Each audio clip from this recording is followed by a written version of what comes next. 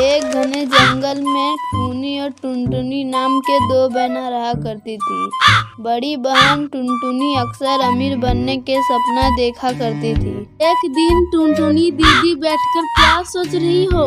टूनी, मैं यही सोच रही हूँ, जैसे अमीर पक्षी जीवन जीते हैं, इसके पास बड़े बड़े घोंसले, हवाई मोटर और महंगे महंगे कपड़े होते हैं पहनने को, लेकिन देखें हम गरीबों के पास क्या है।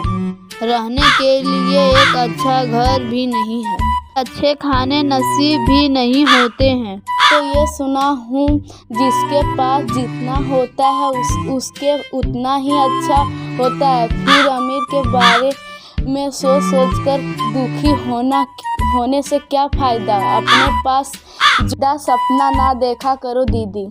तो देखना टूनी, एक ना दिन मैं रईस पक्षी से शादी करूँगा, फिर वह सब कुछ होगा जो मैं चाहती हूँ। हाँ, समय गुजरने लगता है, टुनटुनी की माँ उसके पास आकर कहती है, देखो टुनटुनी, मैंने तुम्हारे रिश्ता तय कर दिया है। लड़का रईस है, लेकिन उसका रंग सांवला है। माँ, मुझे सांवले और गोरे से कोई फर्क नहीं पड़ता है, मुझे तो बस रईस पंछी से शादी करनी है। टुनटुनी शादी करने के लिए तैयार हो जाती है और उसकी जल्दी ही शादी रईस कौवे से हो जाती है।